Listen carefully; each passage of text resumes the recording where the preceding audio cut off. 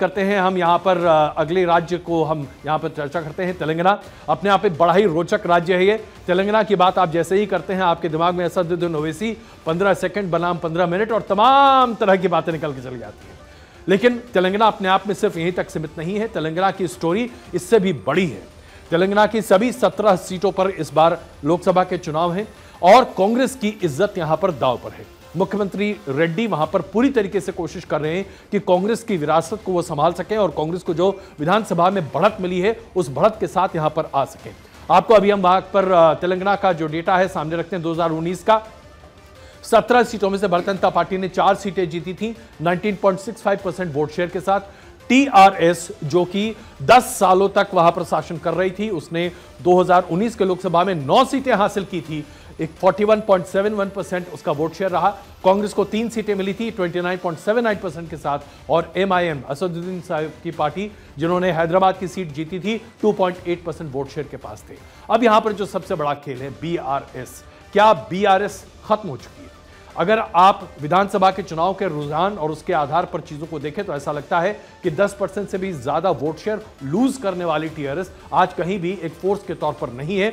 लेकिन अभी जो ताजा स्थिति ग्राउंड से निकल कर आ रही है उससे यह बताया जा रहा है कि टीआरएस ने अपनी थोड़ी रिकवरी की है।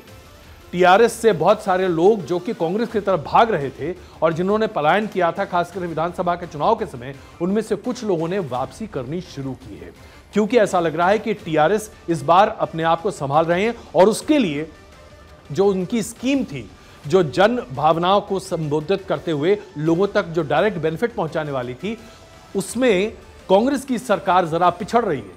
कांग्रेस की सरकार अपने 6 वायदे जो उन्होंने किए थे उसको पूरा नहीं कर पा रही है और यहां पर यह दिक्कत बड़े पैमाने पर आ रही है, जिसलिए लोगों का थोड़ा सा डिसइल्यूजनमेंट एंड इनकम्बेंसी यहां पर होता दिखाई दे रहा है।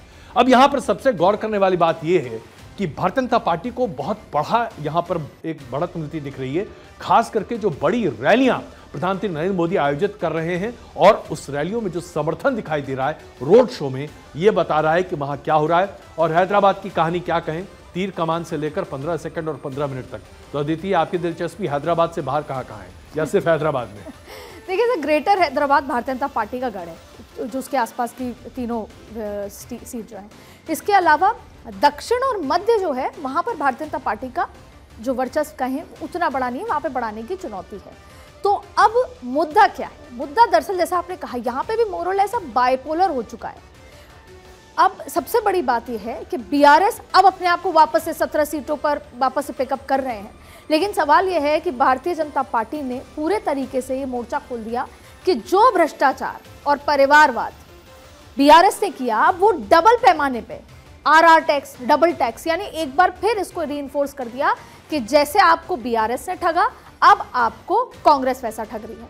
आपने जिन स्कीम्स की बात की उन स्कीम से फेलियर हो गया, अभी तक लागू उनको पूरी तरीके से नहीं कर पाए क्योंकि दक्षिण बहुत महत्वपूर्ण है और दक्षिण के अगर 3 राज्य भारतीय जनता पार्टी के लिए जड़ी बूटी हैं, उसमें दूसरे नंबर पे कर्नाटक के बाद आता है तेलंगाना। और तेलंगाना वो राज्य है जहां पर भारतीय जनता पार्टी जेन्युइनली अपना इजाफा एक्सपेक्ट कर रही है, यानी 4 सीटों से अब वो अपने आप को 7 या 8 पे मान रही है। तो ये जो विस्तार करना चाहती है, इसके लिए सबसे बड़ा हथियार है जो बीआरएस का संगठन शिफ्ट करना और दूसरा भ्रष्टाचार पर कांग्रेस को लगातार घेरते रहना।